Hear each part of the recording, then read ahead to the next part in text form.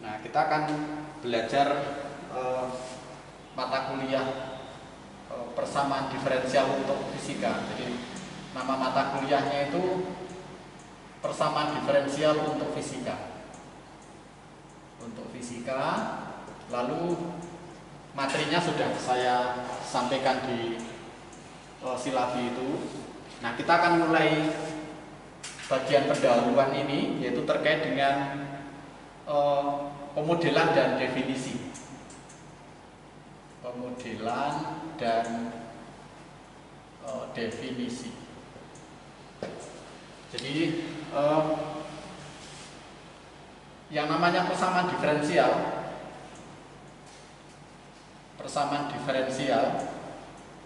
atau biasa disingkat dengan PD itu adalah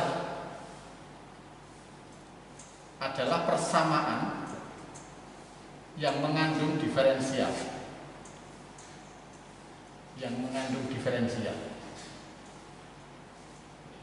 Diferensial itu turunan. Jadi kalau kita punya persamaan itu ada tanda sama dengannya, kemudian di situ ada diferensialnya, maka namanya persamaan diferensial. Nah, diferensial itu yang sudah Anda pelajari di kalkulus kan ada dua. Diferensial biasa dan diferensial parsial. Nah, dari situ lalu ada persamaan diferensial biasa. Jadi yang atas itu lalu muncul persamaan diferensial biasa.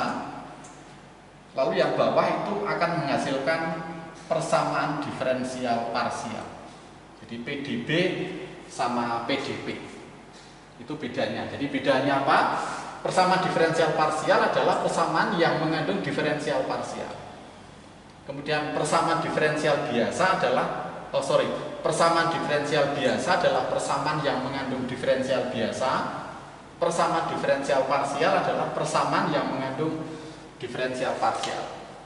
Oke, saya kasih beberapa contoh itu. Saya kasih contoh ini. Contoh misalnya kita punya ini dy dx sama dengan x plus 5.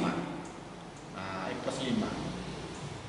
Ini namanya persamaan diferensial biasa. Jadi persamaan diferensial biasa.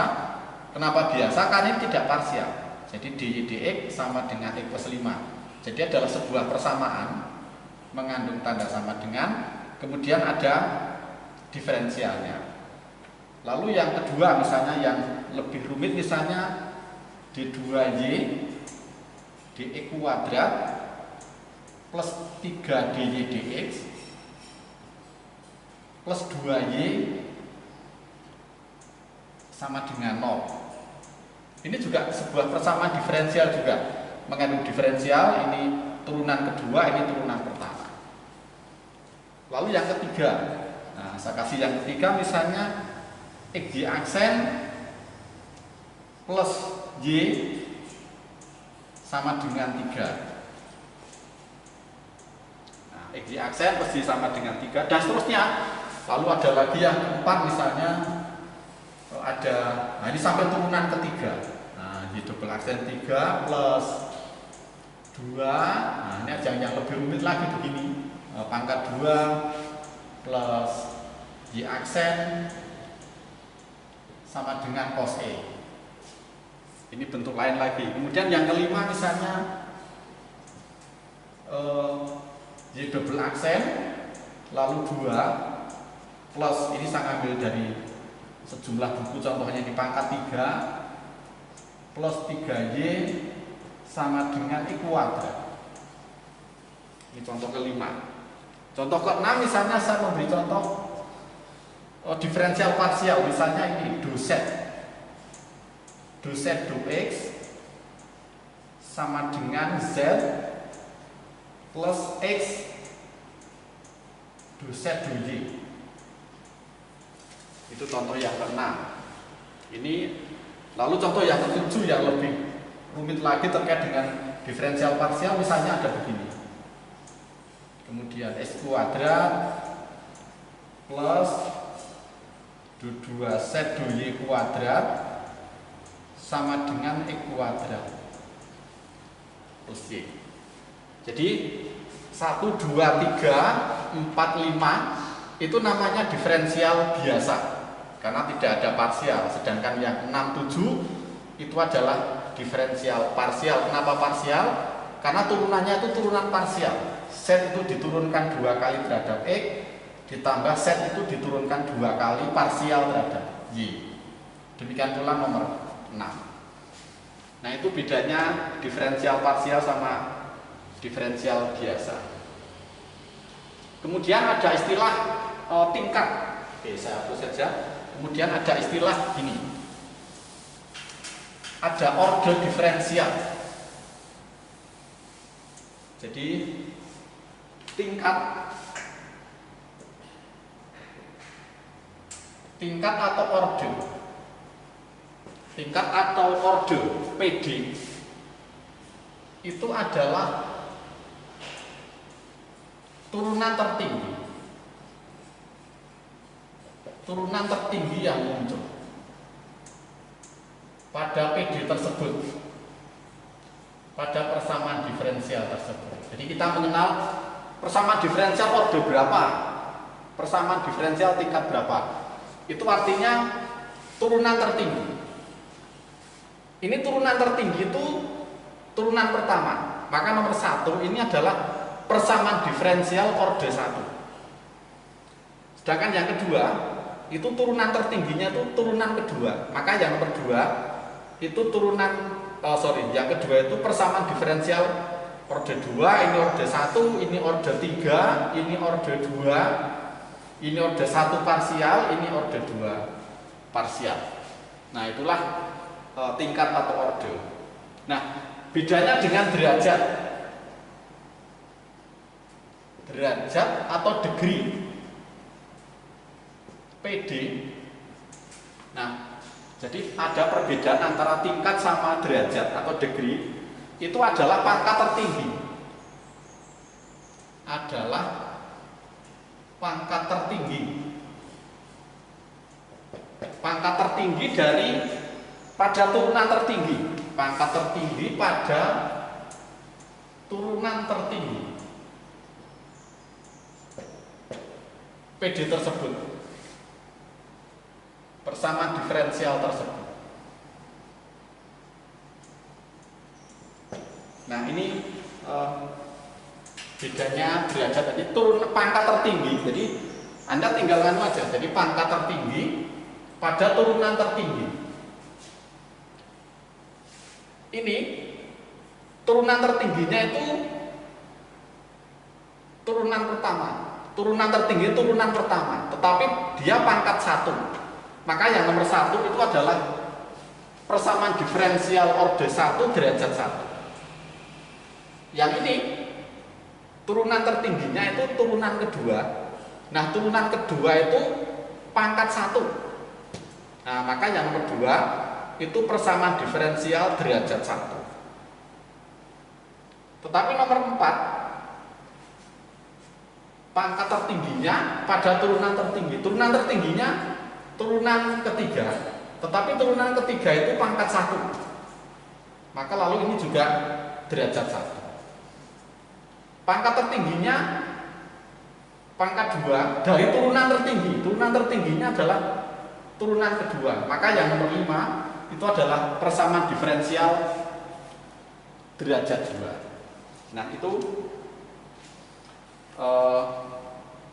beberapa contoh atau beberapa istilah perbedaan antara tingkat atau order sama derajat atau degree. Di perbedaannya di situ. Nah, yang baru saja saya tulis itu semuanya dalam bentuk matematik gitu. Nah, sementara mata kuliah kita kan judulnya adalah persamaan diferensial untuk fisika. Maka saya kasih contoh dalam fisika gitu. Contoh dalam fisika, misalnya pada GLBB. Nah, pada GLBB itu ada persamaan diferensialnya, yaitu percepatan itu sama dengan turunan kedua terhadap waktu. Nah ini pada GLBB Anda punya persamaan diferensial A itu sama dengan D2 gitu. Kemudian yang kedua itu gerak vertikal ke bawah dengan gesekan udara. Jadi kalau misalnya kita punya benda yang bergerak ke bawah itu kalau dia ada gesekan udara, nah ini kan ada gaya gesekan. Ada gaya gesekan udara. Nah, gaya gesekan udara itu biasanya sebanding dengan kecepatan kuadrat. Konstanta lalu kecepatan kuadrat. Jadi gaya gesekan udara itu biasanya tergantung pada kecepatan. Jadi kalau kita berlari itu semakin cepat kita berlari, V-nya semakin cepat, gaya gesekannya juga semakin besar. Anda bisa merasakan ini ketika Anda menggunakan atau pakai sepeda motor itu, bahwa ketika Anda bergerak pelan-pelan itu gaya gesekan yang menerpa tubuh kalian tidak terasa karena kecepatannya kecil. Tetapi begitu Anda bergerak lebih cepat, itu gaya gesekannya semakin terasa karena ketika V-nya besar, itu gaya gesekannya juga besar. Nah, ini juga bisa dinyatakan dalam bentuk persamaan diferensial karena dia punya ini bergerak ke bawah dengan kecepatan V, dia punya berat sama dengan mg. Maka berdasarkan hukum 2 Newton, sigma F sama dengan ma. Gitu kan? Lalu karena dia bergerak ke bawah, maka lalu mg dikurangi gaya ke atas itu kv kuadrat sama dengan m. Nah, percepatan itu juga turunan kecepatan terhadap waktu.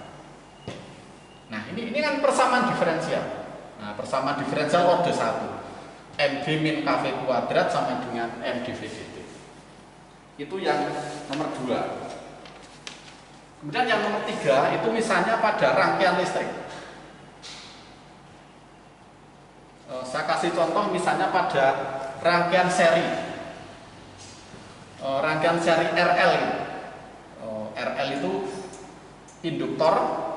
Jadi kalau saya punya kumparan sama R itu, nah dihubungkan dengan sumber tegangan bolak-balik, nah itu kan lalu akan menghasilkan ini V gitu, ini V, ini L, ini R.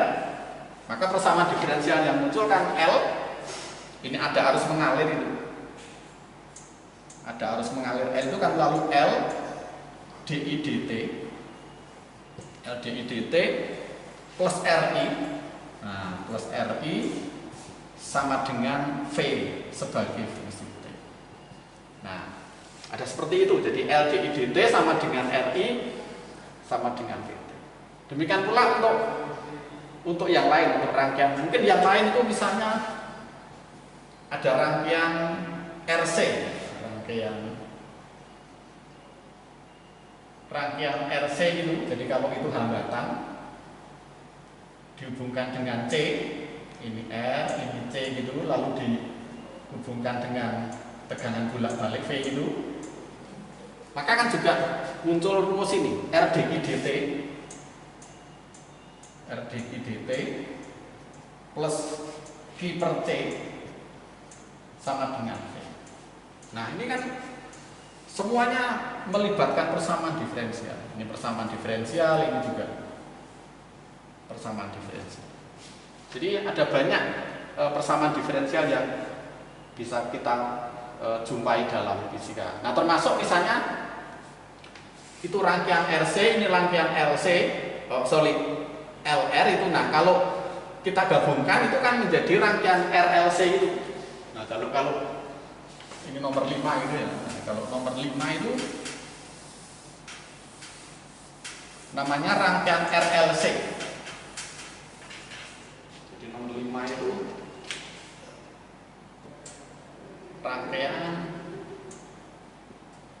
rangkaian seri RLC. Itu kan gini. Jadi ada R hambatan, ada induktor atau kumparan, ada C itu. Lalu dihubungkan dengan tegangan bolak-balik itu. Ini R, ini L, ini C, ini V. Nah, tegangan total itu kan sama dengan jumlah tegangan masing-masing komponennya. VL ditambah VC sama dengan tegangan total. Nah, lalu Anda tinggal VR itu kan IR atau R kali I. Hukum Ohm itu. Lalu VL-nya tadi adalah L dI dt. L dI dt. Kemudian VC itu Q per C. Nah, ini Q per C. Lalu sama dengan. Nah, gitu. Nah, dari itu maka lalu RI dan seterusnya. Nah, kalau apa? Ini kita turunkan terhadap waktu. Kalau kita turunkan terhadap waktu kan ini adalah dI dt. Nah, jadi kalau bisa turunkan terhadap waktu kan R, ini dI dt plus ini L d2i dt kuadrat plus dI dt. Jadi kalau dI dt, nah, tetapi ini yang diturunkan dalam waktu kan ini, lalu menjadi dI dt per C sama dengan V. Tapi dI dt kan perubahan muatan terhadap waktu itu kan arus, maka lalu ada persamaan diferensial orde 2 kalau saya tulis di depan kan menjadi L d2i dt kuadrat plus R lalu dI dt plus I per C sama dengan, nah ini dV dt. Sorry, ini dV dt yang sebelah kanan itu ada, karena saya turunkan terhadap waktu, nah, dV dt. Nah, seperti itu. Nah, ini lebih kompleks lagi, jadi persamaan diferensial orde 2. Nah, itu banyak hal yang bisa kita diskusikan terkait dengan persamaan diferensial. Nah, terus apa yang dipelajari dalam persamaan diferensial? Semua diskusi tentang persamaan diferensial itu pada akhirnya itu kita diminta mencari penyelesaiannya. Saya kasih beberapa contoh tentang penyelesaian persamaan diferensial. Jadi misalnya gini. Misalnya saya kasih contoh ini. Contohnya gini.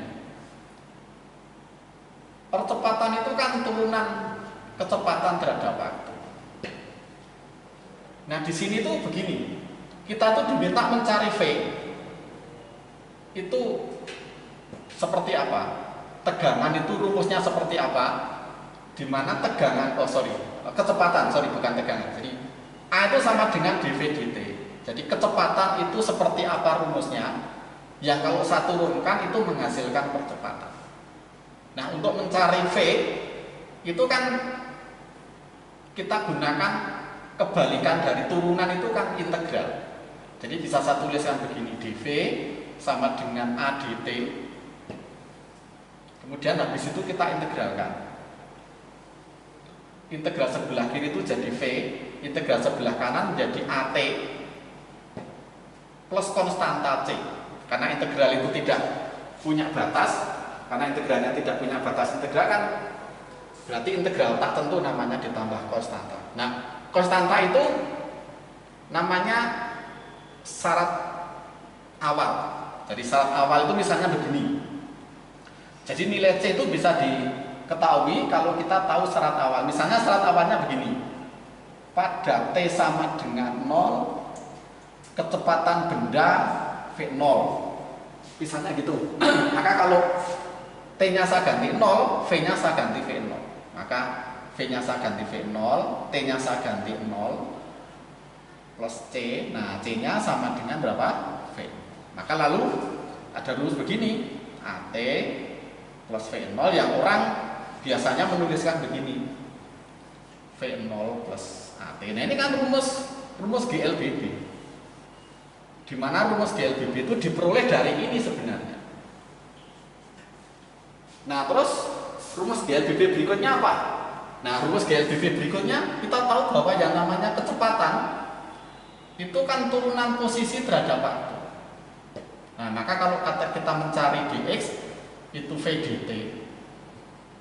Nah, V-nya apa? Nah, V-nya itu V0 plus AT. Lalu ini dt, ini dx. Nah, ketika saya integralkan, lalu kita akan memperoleh apa? Akan memperoleh nilai x-nya. Harganya berapa? Nah, Anda tinggal menurunkan saja. Ini x, lalu ini kalau saya turunkan kan kalau saya integralkan kan jadi V0t plus setengah AT kuadrat. Yang diintegralkan kan T. Integral AT itu kan setengah AT kuadrat. Nah, plus C. C-nya seperti ini, bisa dicari dengan yang namanya syarat batas. Misalnya pada T sama dengan 0, berapa jaraknya? Terserah. Misalnya ketika T sama dengan 0, benda belum bergerak. Kalau benda belum bergerak, berarti jaraknya kan masih 0. Maka kalau T 0, X-nya 0, ini 0, ini 0, ini 0, nah C-nya 0. Nah, C-nya 0, maka Anda akan memperoleh bentuk X sama dengan V0T ditambah setengah AT kuadrat. Nah, ini kan GLBB. Nah, GLBB yang tanpa sadar sebenarnya kedua rumus itu adalah diperoleh dari persamaan diferensial.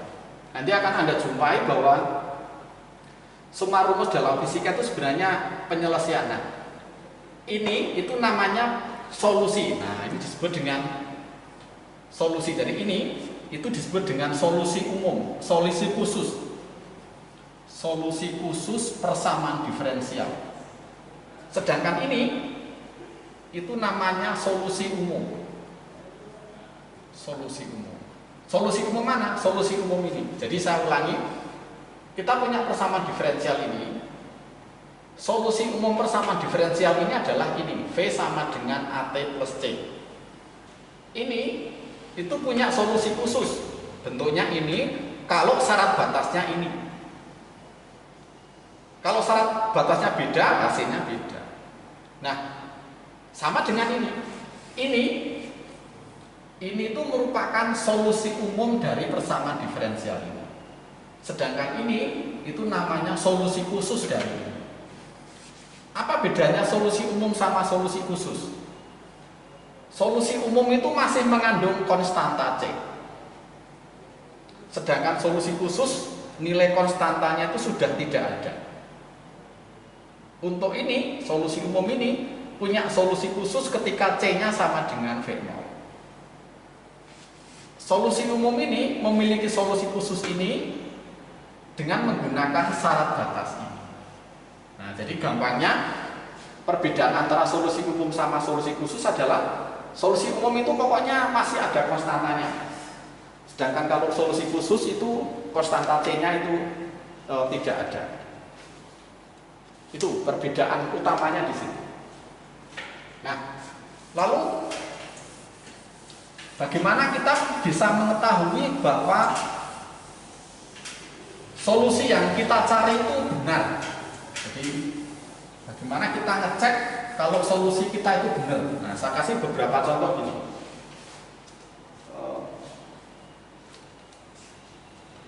Kalau saya punya persamaan diferensial ini, saya tulis ini, jadi dy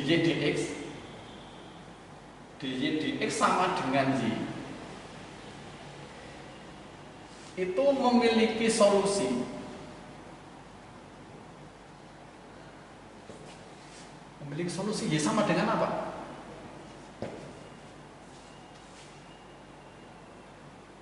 Apa yang bisa kita cari? Apa yang bisa kita lakukan untuk mencari ini? Nah, nanti akan kita belajar lebih lanjut, tetapi ini sebagai pengantar. Untuk mencari y, itu y-nya kedua ruas itu kita jadikan satu. Namanya separasi variabel. Sudah saya singgung di awal ini. Namanya separasi variabel. Separasi itu pemisahan. Jadi variabelnya itu dipisah. Misalnya gimana? Misalnya begini. dy ini dibagi y sama dengan dx. Kan gitu. Nah, setelah variabelnya terpisah, y-nya sudah jadi sebelah kiri, x-nya ada di sebelah kanan, baru kamu mengintegralkan. Ini langsung diintegralkan nggak bisa, harus seperti ini. Jadi y-nya jadi satu sebelah kiri, x-nya jadi satu sebelah kanan. Nah, terus integralnya apa? Integral dy per y itu kan ln y. Ini ln y, sama dengan X plus C. Kenapa plus C? Karena integralnya tidak memiliki batas integral, maka ditambah konstanta. Nah, terus ini bisa kita ganti menjadi begini. Anda kan punya len itu kan elok. Di len itu kan ini bisa saya tuliskan begini. Nah, elok Z sama dengan X plus C. Maka kalau saya mencari Z kan lalu E pangkat X plus C, yang ini bisa kita ganti menjadi E pangkat X kali E pangkat C. Tapi E itu kan bilangan, C-nya konstanta juga bilangan. Bilangan pangkat bilangan itu bilangan lain. Jadi Anda bisa menuliskan begini, Y sama dengan katakan A E pangkat X. Nah, inilah solusinya. Inilah solusi umum dari ini. Nah, bagaimana kita membuktikan bahwa jawaban kita itu benar? Nah, buktinya adalah ini kamu masukkan ke sini. Jadi kalau saya punya Y sama dengan A E pangkat X, itu ruas kiri itu dy dx nya berapa? Kalau saya turunkan terhadap X itu kan menjadi tidak berubah kan? A-nya konstanta, turunan E pangkat X kan tetap E pangkat X. Sedangkan ruas kanan itu Y. Y-nya berapa? Y-nya A E pangkat X. Nah, kalau Anda bisa menghasilkan ruas kiri sama dengan ruas kanan, maka jawaban Anda benar. Jadi jawaban kita benar. Jadi buktinya sangat sederhana. Jadi kalau Anda punya persamaan diferensial, Anda diminta mencari penyelesaiannya. Nah, penyelesaiannya itu akan bernilai benar kalau Anda menghasilkan bentuk ini, bahwa ruas kiri sama dengan ruas kanan. Oke, seperti itu misalnya. Lalu saya kasih contoh lain, misalnya penyelesaiannya nanti saja, tapi saya kasih contoh ini. Y sama dengan C1 E pangkat min X plus C2 E pangkat min 2X adalah solusi dari ini, D2Y dx kuadrat plus 3 dy dx plus 2y sama dengan 0. Jadi kalau Anda punya persamaan diferensial ini, Anda punya persamaan diferensial yang bawah ini, itu penyelesaiannya ini. Anda bisa buktikan. Bagaimana membuktikannya? Membuktikannya ya ini kamu masukkan ke sini. Kamu turunkan 2 kali ditambah 3. Ini kamu turunkan sekali ditambah 2 kali ini ketemunya 0. Nah, buktinya begini. Jadi buktinya ini kalau saya turunkan dy dx kan turunan E pangkat min X itu kan E pangkat min X kali ini diturunkan min 1. Jadi menjadi min C1 E pangkat min X. Nah, ini diturunkan lagi menjadi min 2 C2 E pangkat min 2X. Ini turunan pertama, nanti masuk sini. Lalu turunan kedua. Nah, turunan keduanya ini diturunkan lagi berarti menjadi C1. Min dengan min kan plus E pangkat min X plus 4 C2 E pangkat min 2X. Nah, tinggal cek. Ini berarti langsung saja begini ya. Jadi ini masuk sini berarti menjadi C1 E pangkat min X plus 4 C2 E pangkat min 2X plus 3 kali dy dx berarti ini jadi min 3 C1 E pangkat min X min 6 C2 E pangkat min 2X lalu plus 2y 2 kali y berarti 2 C1 E pangkat min X plus 2 C2 E pangkat min 2X. Nah, kalau kamu jumlahkan kan ketemunya 0. Mestinya 0. Jadi ini dengan ini dengan ini C1 ini min 3 dengan 1 kan min 2. Nah, min 2 habis dengan ini. Nah, ini saling menghilangkan ini. Lalu ini 4 ini min 6 itu min 2. Min 2 C2 E pangkat min 2X sana 2 C2. Nah, ini hilang dengan ini. Nah, sama dengan. Nah, itu bukti sebuah persamaan diferensial itu memiliki solusi dan solusi kita benar, itu Anda bisa membuktikan dengan cara itu. Nah, lalu saya kasih contoh yang lain. Di bagian belakang nanti akan kita pelajari asal mulanya ini dari mana. Nah, asal mulanya kenapa ini merupakan penyelesaian ini, cara mencarinya ini seperti apa, itu nanti di bagian belakang. Tetapi untuk pengantar itu kita akan diskusi bagaimana sebuah persamaan diferensial itu memiliki solusi tertentu. Nah, lalu yang kedua, misalnya saya kasih contoh gini. Saya punya D2Y dE kuadrat plus 3DY dx plus 2Y sama dengan 0. Lalu tadi solusinya begini. Ini kan persis seperti yang nomor 1 tadi. Itu C1 E pangkat min X plus C2 E pangkat min 2X. Nah, kalau kita, ini kan solusi umum karena masih punya C1 dan C2. Nah, untuk mencari C1 C2 kita perlu syarat batas. Nah, syarat batas. Apa maksudnya syarat batas? Syarat batas itu terkait dengan koordinat. Koordinat itu X, Y, Z. Ini kan X itu kan koordinat. Maka namanya syarat batas. Tadi waktu kita bicara GLBB itu ada syarat awal. Apa bedanya syarat awal sama syarat batas? Kalau syarat awal itu terkait dengan waktu. Nah, itu bedanya syarat batas sama syarat awal. Nah, syarat batas itu terkait dengan koordinat, syarat awal itu terkait dengan waktu. Misalnya syarat batasnya ini apa? Syarat batasnya ini misalnya begini, saya kasih contoh gini. Syarat batasnya begini. Pada X sama dengan 0 itu Y-nya 1.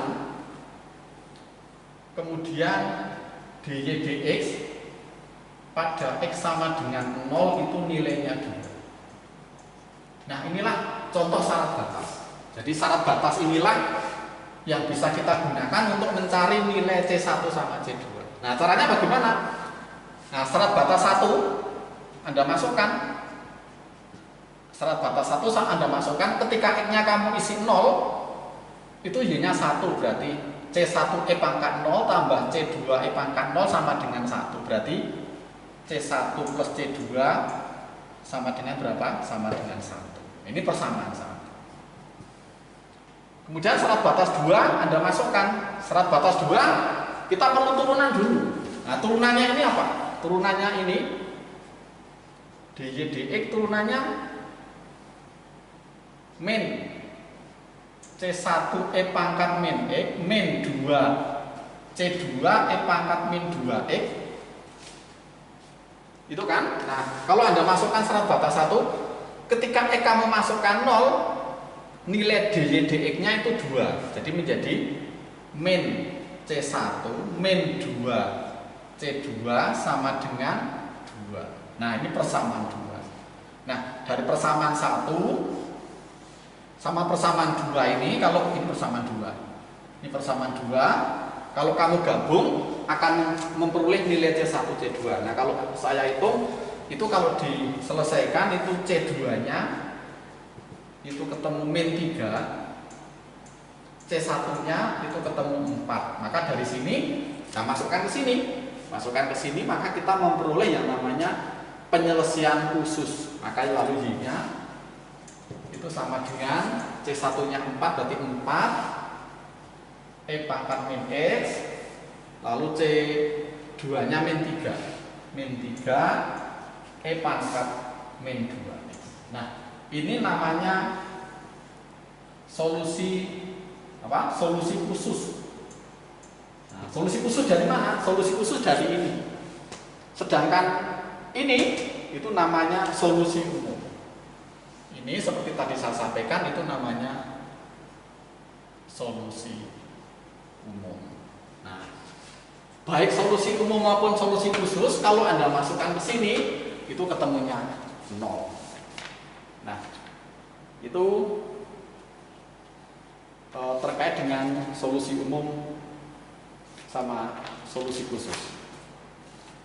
Lalu ada istilah persamaan diferensial linier. Persamaan diferensial linier itu begini, ada definisi yang mudah kita gunakan untuk mendeskripsikan persamaan diferensial itu linier atau tidak linier itu seperti ini. Jadi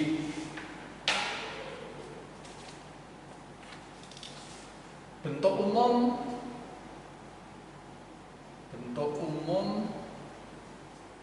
PD linier ordo n-nya sembarang nilai itu bentuknya begini. Ada yang menulis di salah satu referensi yang kita gunakan ada AN, ini DY dx pangkat n plus AN min 1. Lalu ini n di dn itu, lalu ini dn min 1y dxn min 1, lalu ini A2 itu A n min 2, lalu turunan yang ke n min 2 dan seterusnya sampai A1 itu, sampai A1 dy dx plus A0 y sama dengan fx. Nah, fx itu boleh 0. Jadi ada persamaan diferensialnya sekian tambah sekian tambah sekian tambah sekian sama dengan 0. Tetapi ada sekian tambah sekian tambah sekian sama dengan fx. Fx itu bisa cos x, bisa sin x, bisa x kuadrat dan seterusnya. Nah, kalau Anda punya bentuk seperti ini, itu namanya persamaan diferensial linier order n, tergantung n-nya berapa. Nah, contohnya ini, saya kasih contoh misalnya nomor 1 itu x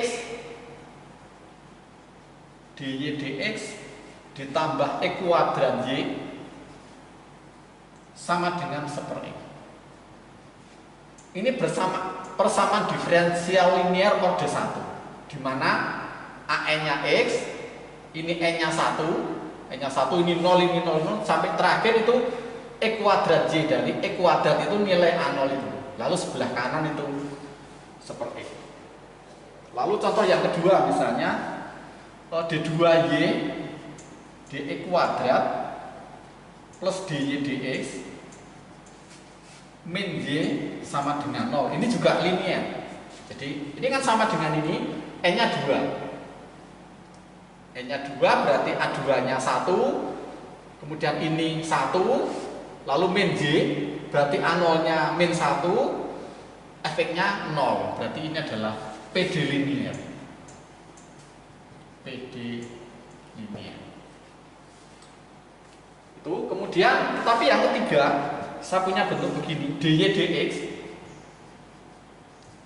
plus y kuadrat sama dengan 1. Nah, ini kalau Anda kaitkan dengan ini tidak cocok, karena di sini tidak muncul y kuadrat.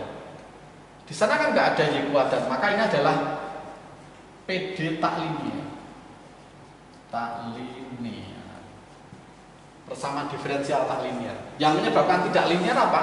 Yang menyebabkan tidak linier itu ini. Ini tidak. Kalau seandainya ini saya ganti y sama pangkat 1 menjadi dy dx plus y sama dengan 1, itu menjadi linier. Nah, menjadi itu. Ya, jadi pokoknya linier atau tidak linier, Anda tinggal melihat ini. Nah, melihat.